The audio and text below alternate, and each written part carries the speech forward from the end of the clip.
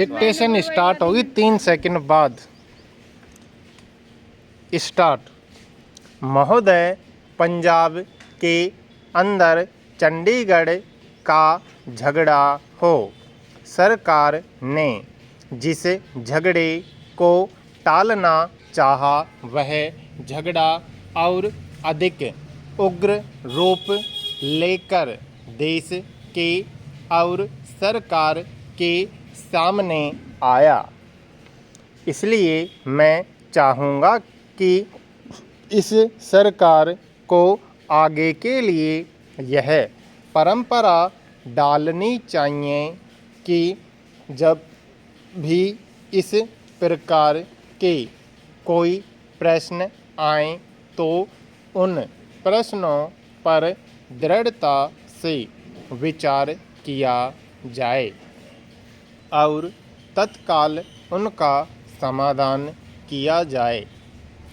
वर्षों तक उन प्रश्नों को लटकते छोड़ लोगों को आपस में संघर्ष का अवसर नहीं देना चाहिए।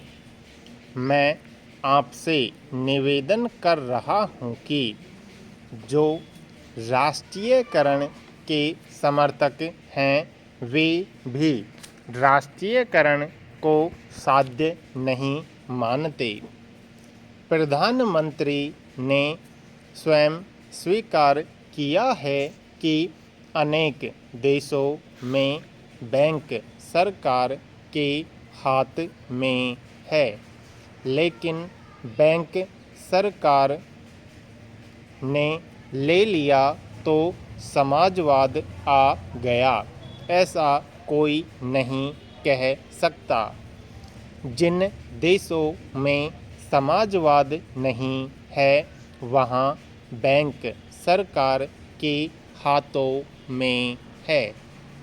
फ्रांस में समाजवाद नहीं है, सरकार ने बैंक ले लिए और ऑस्ट्रेलिया में बैंक सरकार ने लिए थे, लेकिन बैंक कर्मचारियों के आंदोलन के फलस्वरूप चुनाव में जब नई सरकार बनी तो बैंकों का राष्ट्रीयकरण समाप्त करना पड़ा। राष्ट्रीयकरण कोई हर रोग की रामबाण औषधि नहीं है और राष्ट्रीयकरण सरलीकरण में नहीं बदलना चाहिए। जिस तत्परता से सरकार ने बैंकों को अपने हाथ में लिया है उससे आर्थिक क्षेत्र में कठिनाइयाँ पैदा हो सकती हैं। नए नए लोगों में नई नई आशाएं जागी हैं। क्या ये आशाएं पूरी की जा सकेंगी? अगर ये आशाएं पूरी नहीं की गई तो उनके परिणाम भयंकर होंगे। सहकारिता के क्षेत्र में हमने लोगों में नई आशाएं जगाई हैं। हमारा तंत्र उसको पूरा कर पा रहा है।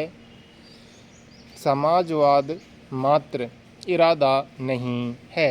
इरादे अच्छे हो सकते हैं, नेक हो सकते हैं, लेकिन जिस मशीनरी के द्वारा, जिस तंत्र के द्वारा वह इरादे व्यवहार में लाने हैं, अगर वह मशीनरी भ्रष्ट है, अगर वह तंत्र अक्षम है, अगर जनता के प्रति उनके हृदय में सहानुभूति नहीं है तो फिर राष्ट्रीयकरण भी सहकारिता की तरह से एक बदनाम चीज़ हो जाएगी।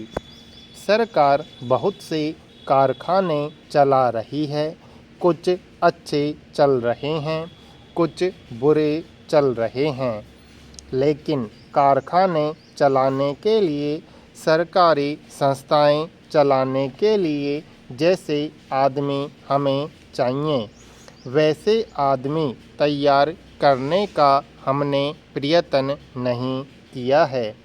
सार्वजनिक उद्योगों को सफल करना सरल नहीं होता।